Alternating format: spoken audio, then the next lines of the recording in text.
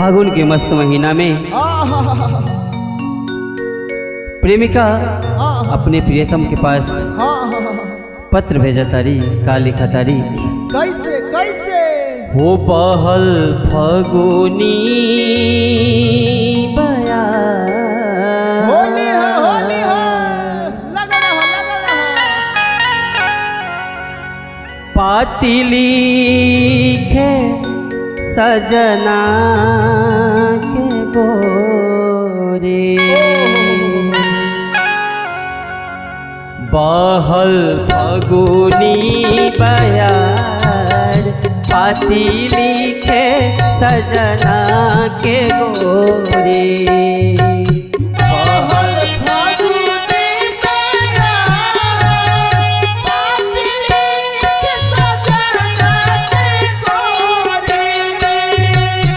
बहल फगुनी बयार बहल फगुनी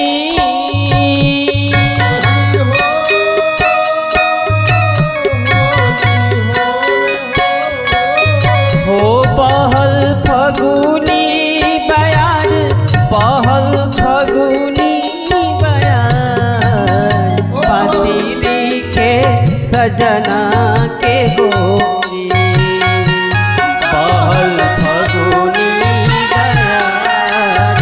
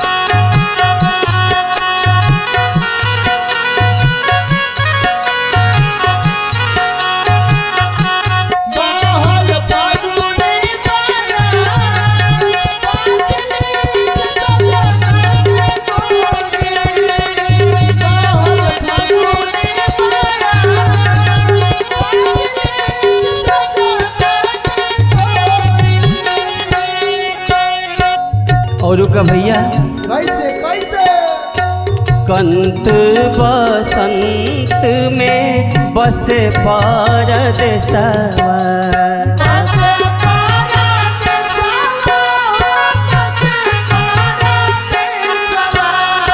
एको नाही जो है नाही भेजे रे संदेशवा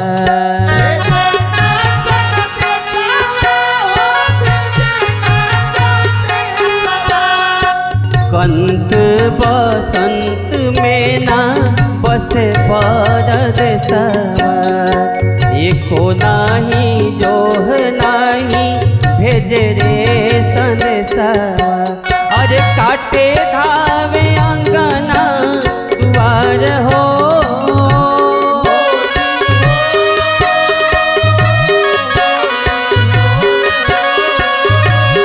अरे काटे धावे अंगना दुआर पाती लिखे सजना के गोरी पहल फगुनी बयार पाती लिखे सजना के गोरी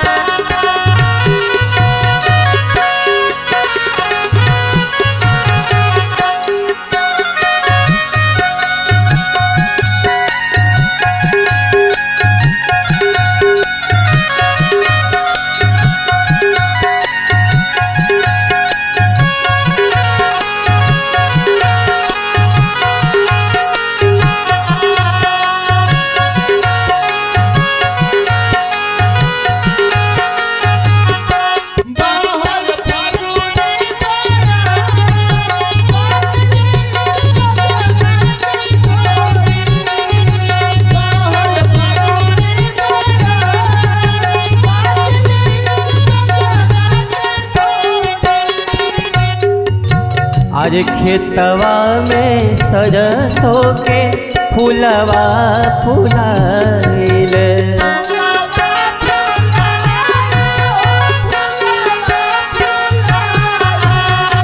अमवा के मोजर देखी मन बौराइल।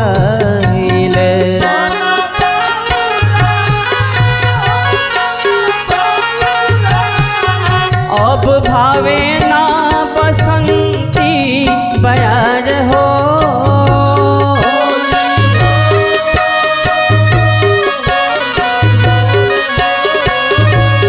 अब भावे ना बसंती बयार, पातिली के सजना के गोरी पहल फगुनी बयार।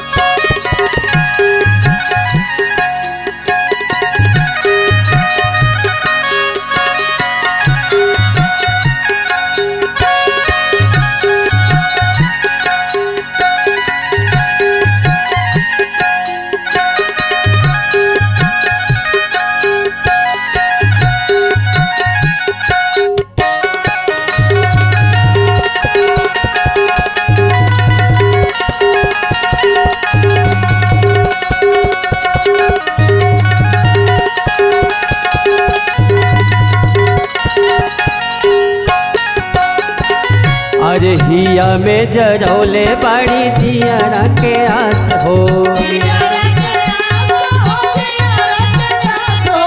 हिया में जरौले बाड़ी आस के दिया नवा।